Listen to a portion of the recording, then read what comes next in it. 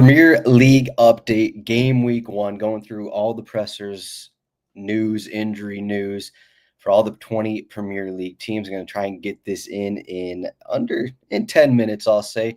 But rotowire.com/soccer. Get all of our soccer content. We have a bunch of FPL content, Fantrax, sleeper content, rankings, articles, all that good stuff. So I'm going to be looking over on our news page. If you've never been on our news page, we cover Premier League, we cover Champions League, Europa League, the 5 major European leagues. We got MLS, we got Liga MX news as well. So if you're unfamiliar, check those out. But I'm going to be on Premier League right now.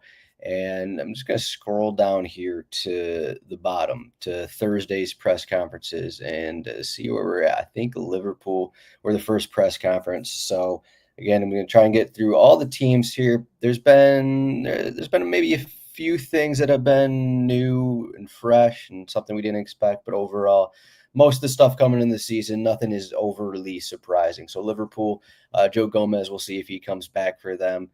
Just adds another depth piece. Dubravka, I guess, is a big question for Burnley. We didn't really get an answer from Scott Parker for Dubravka. I still think it's going to be Max Weiss starting. There's a chance Dubravka was never hurt, and he didn't travel with Newcastle in their preseason. But it's the information on Dubravka is unclear. I'm going to say he's not ready to start. There hasn't really been training photos either. Omar Alderete, a new signing for Sunderland. We'll see if he's good to go, because if he is good to go, he probably is going to be a starting center back for Sunderland this season. We'll see what that lineup actually looks like. Jackson Selt is the other option alongside Daniel Ballard. So if Alderete is good to go, he will be in the starting 11, I believe, for Sunderland. Not the same for Masuaku. I don't think Masuaku is going to have a major role in Sunderland's first match. He wasn't really up for fitness when he joined the club. Somerville, he is probably a few weeks away for West Ham, so he's not going to be available. Mats Hermansen, he's going to be competing with Areola for starts for West Ham. I don't think he's going to be starting the opener. Expect Areola in there. And then Kelleher, I think Kelleher is going to be good to go. Wissa is going to be out. Schade will probably open from the bench for Brentford. He's been out for, I think, 1-2 weeks now. But Kelleher, a little different situation comparing Schade and Kelleher. It's been kind of the same injury updates on both of them. Connor Bradley, didn't really get a certain update on him, but either way, even if he is available, I assume it's going to be Frimpong in the starting 11 for Liverpool. Moving on, Kluivert is out against Liverpool. In case you missed that one from Thursday, Kluivert's out. So that lineup could look a little bit different for Bournemouth, but not too different. They still have Tavernier. They still have Evan Nielsen. I guess this is a Friday game. They still have Semenyo. I think David Brooks might be most likely, but Ahmed Traore has been getting time in preseason. We'll see if that lineup looks a little any different at all, because a couple of defensive midfielders are missing for Bournemouth in Lewis Cook and Ryan Christie. Sunderland, Mark Guy is another one he's been training. Didn't really get a full update on him. I don't think he's going to be in the starting 11. He just signed with the team, and he wasn't 100% when he signed. So I think it's going to be a little more gradual for Mark Guy getting in there. Ryan Sessegnon could be available Saturday. I think Sessegnon is going to start, depending on what the exact injury is, but because Anthony Robinson's out, Fulham are kind of slim there at left back. I do think Sessegnon's going to start, but probably not going to be in there for 90. And now we're getting into, I guess these are still Thursday updates. Ryan Christie's not ready. Okay, here's Friday updates. So I guess some big news early on was Brighton. So Carlos Baleba, he's an option to start. There was rumors, I guess this was last week, there's all these Manchester United rumors. He wasn't even training with the team. Maybe there's some kind of injury involved, but he's been training now, and Hertzler said he is an option to start. So I actually moved Baleba back in 11 for Diego Gomez. So, Baleba's on the team, and he's available to start, and he's healthy. He's going to be starting. So I think Baleba's going to start. Hinchelwood also an option. Hinchelwood can play, 10 different positions, it seems like. I'm not sure he's going to be available or ready to start. I'm not sure what his fitness level is because he has been out 1 to 2 weeks, but he will be an option. He could be a surprise entrance into the Brighton 11. As for Tottenham here, with Thomas Frank, not anything new. Basuma is back available after a disciplinary for Wednesday's match because he showed up late to training. Adogi is still not ready. As for Newcastle, Willock still not ready with his Achilles injury. Thiaw, their new addition on the back line, will be a part of the squad, but he will not be starting. And the Chelsea updates, again, you can click on all of these and read the actual note here instead of just reading the title as I'm doing. But the back line for Chelsea is one of the questions, but Trevor Chabala, he went off in the first half. I saw this quote earlier. He went off in the first half against AC Milan last week, and people were like, okay, now they need to start Hato and all this. But Maresca said it was just too hot for him against AC Milan. It basically wasn't a real injury for Chalobah. It was more of a precaution than he was taken off early. So I think it's going to be Chalobah and Tosin getting the start at center back for Chelsea in the opener against Crystal Palace because Badiashile is not ready. Fofana, he's coming back from a hamstring injury. He's not ready. Romeo Lavia, in terms of his midfield role, he's not going to be available to be an option either. Here's another Newcastle one here. So Anthony Gordon is available. That's another one where a guy comes off early or a guy comes off in a friendly with a minor knock I think Anthony Gordon was an ankle. Yeah, it was an ankle. I believe he's good. Anthony Gordon's good. He's been training this week, and I think he's going to be in starting 11. We'll see who it's with because Elanga, Harvey Barnes, of course, a new guy, Anthony Elanga. We'll see what that lineup looks like. They added Jacob Ramsey. There may be a tweak in formation for Newcastle with no Isak. So we'll see how things play out with Newcastle and Anthony Gordon. Is he going to be in a more central role, or is just the formation going to look different from them?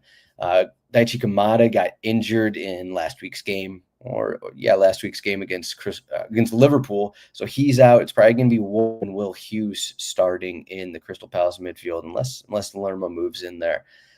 So that's the one main thing for Crystal Palace. Everton, we got the news yesterday that Branthwaite picked up a hamstring injury in training. I think that injury actually happened Thursday, or it happened this week. Suffered a hamstring injury in training. Unclear how serious it is. Hamstring injuries could be, a little tweak where it's out 1 to 2 weeks, or it could be more real, could be a month, or if it's really bad, you're getting surgery and you're out multiple months, which obviously is not what Branthwaite wants. He had a couple of minor injuries last season.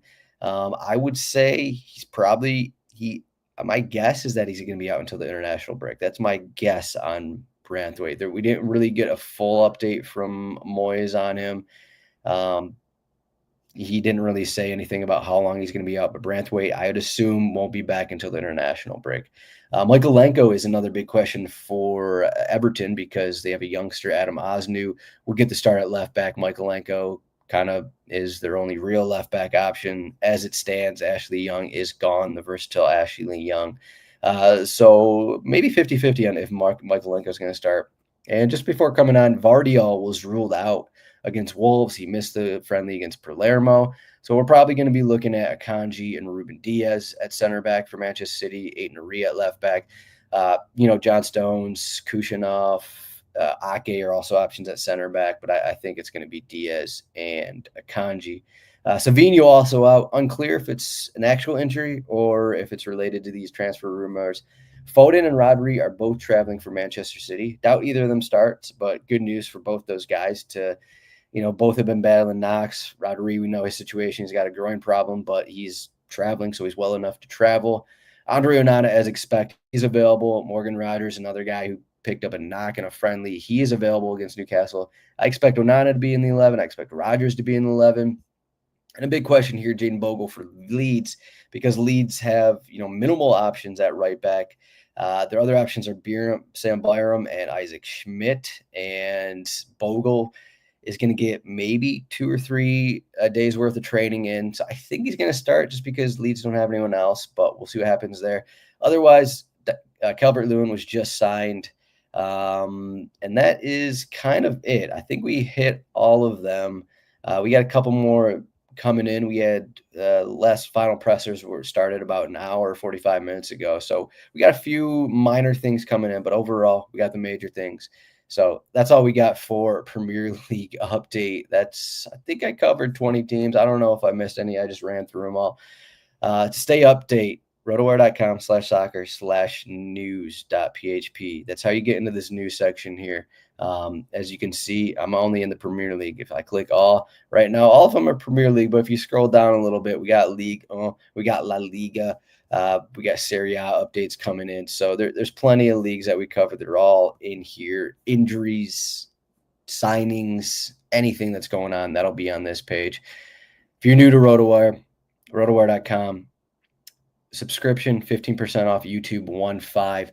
The one thing that will get you, multiple things that will get you, is you'll be on RotoWire, and we have our cheat sheets.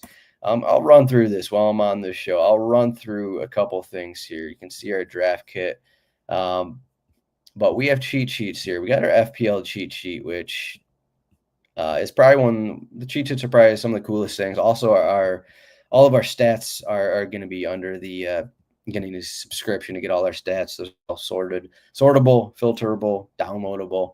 But the cheat sheets have predicted lineups and confirmed lineups. They have odds. You got the odds report with win percentages, clean sheet percentages, implied goal totals. You got anytime goal score odds. And then as we get going, there'll be stats on these pages. There'll be set piece takers. There'll be defensive stats. There'll be all kinds of stats on the bottom of these pages.